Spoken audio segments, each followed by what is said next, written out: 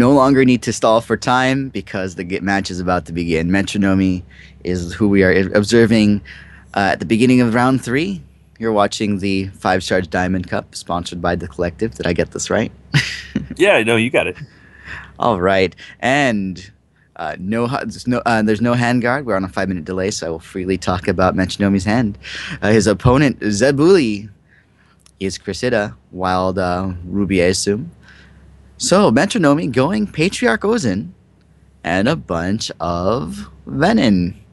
This is a Spiderling egg deck with Brood Baron. So let's see if that alternate win condition, 250 eggs in your opponent's deck, can happen, or if just spiders will just attack and win.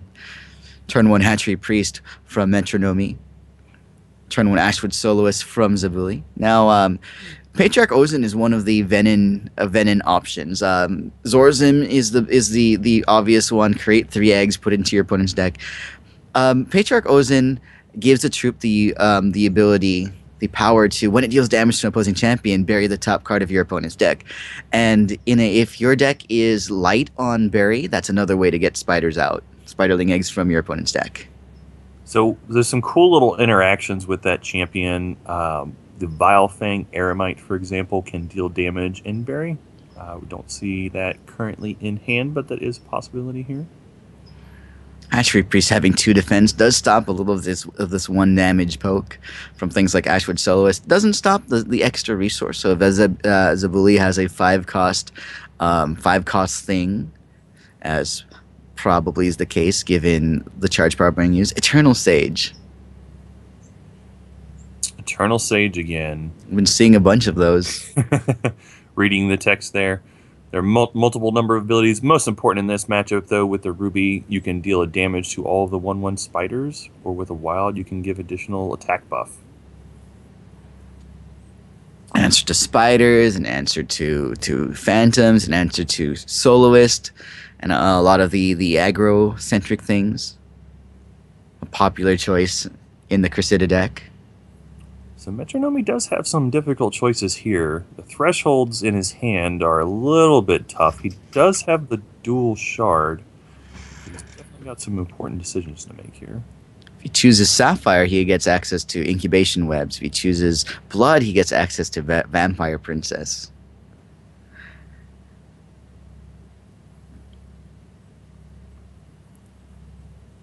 Vampire Princess could get him above the resource he did. He chooses Sapphire, so he's going to look for that Incubation Webs later, and we'll just get Hatchery Cultivator out, which does mean every insert of Spiderling eggs into his opponent's deck will be +1, so Hatchery Priest, 2 eggs there, and 2 eggs there. That adds up over time. Yep, with the extra egg from the Cultivator. Metronomy checking the text on the Eternal Sage again. It does still deal 1 damage to all of your troops. I think he's taking the 5 here. Which again, being under 20 health against this deck is super scary, but the charge power has been used, and Zebuli's actually stuck at 3 resources. So it would take a resource and soloist attacking, which isn't so big, in order to get another 5 cost thing out. But it looks like none available. Exarch of the Egg is a lethal 1/3, so that might be just thrown out to block and kill Eternal Sage or discourage it from attacking. Exarch of the Egg also adding eggs when it enters play, or when any other Venom enters play here. Because of the hatchery, it will add an additional egg. How many eggs does Exarch add? I believe it's 2 for each time a Venom comes in, but the additional 1 from the hatchery would make so that's it +7 eggs for that turn. Haven't seen one yet. This is a constructed deck, so 60 card decks as opposed to 40. So though you have more capability in constructed to make that egg production more consistent, it's a bigger deck of cards that you're going to have to fill with your stuff. Now, I'm not sure if he's doing it here, but certainly with the Eremite, one of the things that I've liked to do in some of my draft decks is having the Psychic Torment out there, because you deal the damage and you bury additional cards. And also with the champion here, it would make sense as well. Like, you could maybe try going on the plan of trying to bury out most of the cards from Zebuli's deck. Now, if he does go after that, and if we do get into a board state where he can try to bury everything out, he would still have to survive the calamities if Zebuli could somehow hard play them. because the calamities would get put back into the deck if that does get buried off. So the lethal Exarch of the Egg is enough to discourage Eternal Sage from attacking at all. And just the natural high defenses of the Venom, solo Ashwood Blademaster can't become big enough to get through. Yeah, unfortunately for Metronomy, he's drawing the wrong half of his deck here. He's got all the dual threshold cards that he needs on the other side now. And there we go, one Spiderling Egg hatches.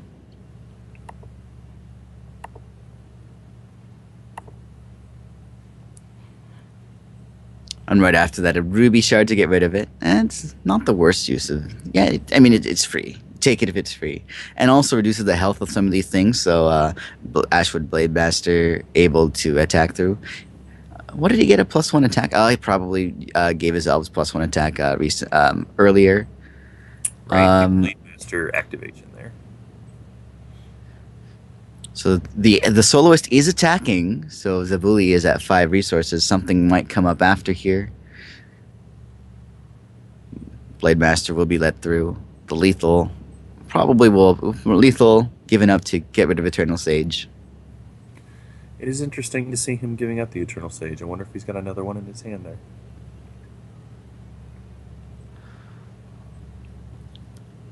And that Blademaster giving all his elves another +1 attack. That makes Soloist able to take out Hatchery Cultivator. Hatchery Cultivator's done his job, though. There are some eggs in the deck. Would be nice, but now it is solo Ashwood Blademaster versus the world. Of course, Ashwood Blademaster with that 4 attack, having the magic number. A lot of the back ends on these Venoms tend to be 4 defense. Some of the bigger ones have a little bit higher, but typically 4 is the magic number. See another Hatchery Priest. Give props to Metronomy for going and extending art on all his cards there. Those are very nice looking. Crocosaurus is going to snack on some Hatchery Priest. I mean, it's taking no damage back, so why not? Nom nom nom nom nom. Crocosaur eating all the troops all day. Yeah, the question in the chat, Sage is not unique, so you are able to have multiples in play. See Arcane Focus here. That shard is tempting, but what will you do with it? He can't play Eremite. He can't play Vampire Princess. He could take that Exarch of the Egg and kill Crocosaurus, but that Blademaster is still an issue. Yeah, it's tempting to want to grab the shard here, but as you've already noted, it's the wrong one. The Exarch would allow him to at least trade off the Crocosaur, and if Zebuli would have another Crocosaur, would be forced to battle both of those, but he would die anyway. He does decide to go for the Exarch here. It's interesting how that decision to take the Sapphire has affected the game here. Had he taken the Blood, 3 of the cards in his hand could have affected this game. And another Crocosaur will give its life because, you know, Exarch of the Egg has venom-filled veins. He's lethal. That'll be GG for game 1. Zebuli will take this. Not to trample on toes, but just a thought. A single spider or two could have very much changed that last turn. It's true. The mechanic of the egg there is a little bit random. You don't know if you're going to get it necessarily. But also, he was not able to, because of being unable to play a Vampire Princess, for example. That's a fairly good target for Patriarch Ozen's power. And starting to bury cards, hopefully revealing a little bit more of the Spiderling eggs thrown into the deck.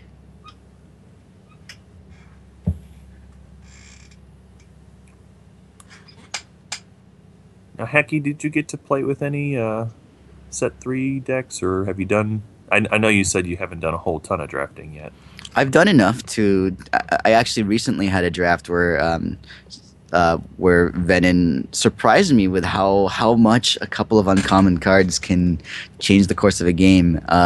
Also, the one for 2 cost, whose name eludes me at the moment, also almost excuse me, almost bringing back a lost game just from the sheer amount of exhausting opposing troops it could do.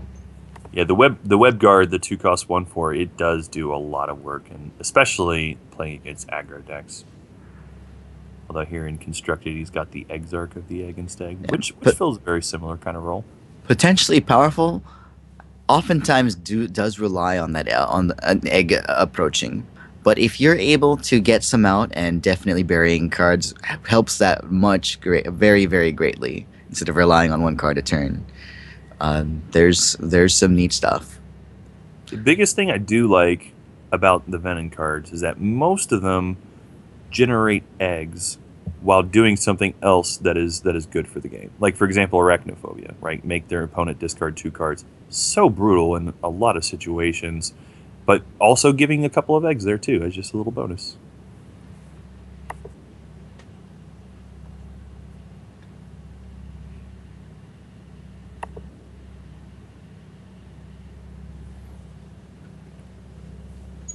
Bit of a rough opening hand here for Metronomy.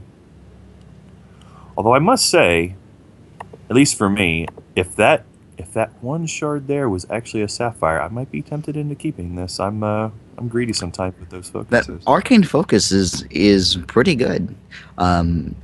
Almost could be another shard. Almost. It's like the Schrodinger shard, right? It's both a shard and also the worst card in your deck. But with this hand, I mulligan it. Metronomy is facing that hard decision, compounded by the fact that, if I got 2 shards, this hand is perfect. You see all sorts of good cards. That is the hardness of the mulligan. Going, I just draw 2 shards. If I just draw this one good card with my handful of opening shards, it's tempting. Well, that other case is a little harder to imagine because the cards aren't in front of you. You have like all shards in your hands. Like I can draw good stuff. But no, that low shard hand and got so many options. If only I draw that shard. Anyway. That is the nice thing about those low shard hands. They always look so good because you get all the sweet cards, right? That extended art in this case. All that sweet extended art. But hey, it may be 3 blood, but there's some good cards being able to be played. Vampire Princess entering play. Zebuli with 2 wild and nothing. No Lethal Lyricist, no whatever 2-cost elf things are there. It would mostly be Lyricist, I think, there. And a wind something, whatever that is. 1/4 Skyguard. We'll block this vampire. Sky Dancer. Okay. But it is a good way to at least stop the damage from coming through, and most importantly, stop the princess from taking the actions away. If you notice carefully, Sky Dancer is actually upside down, hanging from a tree, dancing on the sky. Ooh. Arcane Focus. That's a hard choice. On the one hand, that's a super spicy Fenteo behind the Sapphire Shard. On the other hand, that Sapphire Shard enables the incubation webs. See, it's really tempting because one of the strengths that you do have as the egg player is putting a bunch of useless garbage into the opponent's deck, and especially with Fenteo there, that's the best kind of garbage to put in your opponent's deck. Yeah, revealing Titania's Majesty. Let's see some Spiderling eggs. Yeah, exactly. I would like to put. Aww. He does, in fact, decide to take Fenteo, who is playable next turn. And I mean, this attack isn't useless. The life drain always nice. Well, yeah, he's got that was the 4th resource that turn. So we see the Fenteo come down. And gain a little bit of health from attacking with the Vampire Princess, because you might as well. I think the Sapphire Shard, were that taken, that means incubations next turn can keep the Sky Dancer exhausted, and Vampire Princess could get in, try to hunt for some of those actions like Titania's Majesty. It's true, and also the If he had done that, he also would have been able to play the Infiltrator this turn and attack through with that as well on the next turn. But it's certainly like it's a good choice either way. I don't think there was a bad choice in that situation. I think I can see the appeal of big giant tarantula eggs, and there's 3 of them every time, right? Oh yeah, every activation is 3 more. There's not just 3 if you decide to go hatchery cultivator. Wow. Too many cards in hand for Arachnophobia to really matter too much. I think you'll wait on that for a bit until there are less cards in Zebuli's hand. But yeah, with Hatchery Cultivator, now it's 4 Tarantula eggs into the deck every turn with Finteo. I believe now is a good time to do that. Since they're put on, I don't know if you would use that charge power yet. There's no benefit to using the charge power yet. Yeah, I think you probably should save it for out. We see Metronomy. I want to do that, yep. I want to do this. I want to do this. Sapphire, too. But it's okay. The longer Finteo stays on the board, the more Tarantula eggs appear. Zebuli having so many things. Crocosaur, though. Probably eating Princess Infanteo. And Crocosaur being so format defining at the moment. I wish we had a sound effect for that. Every time. Nom, nom, nom, nom, nom, nom, nom. I'm just do that. Just do that. Oh man. Here we see the infiltrators coming out. Infiltrators are a good target for that power, but again, that one the one Sky Dancer. The one Sky Dancer. Whenever yeah, go ahead. Yeah, oh no, a second Crocosaur. I say there's a lot of ways that these could have done. Also could have potentially been like Eternal Sage with Ruby to kill off the 2 infiltrators as well. It's strong, definitely is. It's pretty tough here. And while incubation webs may have been a short-term really cool thing to have played, the double Crocosaur on these all honestly low attack, not lethal venom isn't great. I do love that sound effect though.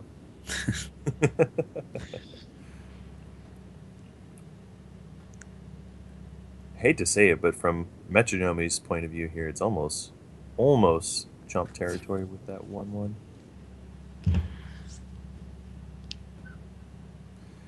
And yeah, even with Arachnophobia, which he could play, and it looks like maybe he's going to, like, Zebuli has potentially, he could be discarding the Calamities and put them back into the deck, and even that is not a terrible thing. And it looks like that is exactly the case. Yep.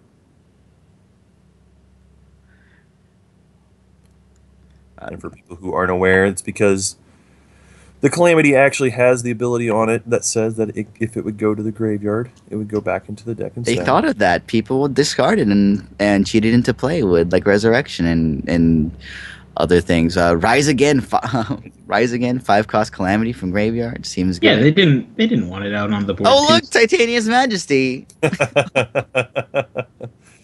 Exactly what I wanted. So this game, Metronomy N19. But however, the Ruby Gem was not there, so it did not do its 10 damage. It's still a lot of damage. 10 from Calamity. He's going to have to chump block though. He's still taking 12, but it is not entirely fatal yet. And that Incubation Webs were Metronomy to draw a Sapphire here. He'd still be dead, but would at least be able to kill Finn. Actually, no, not entirely. If there were 2 Tarantula eggs on top of Metronomy's deck, or more, I not mentioned Zebuli's deck. Zebuli's deck, sure. Yeah, that's fair. The he draws in. He just lost his necrotic. Brutal. So brutal.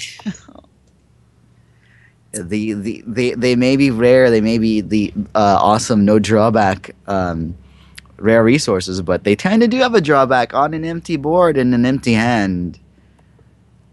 We saw this in this game. We saw this with the Feral Acorns in the last round. There are times when it's not the card you need.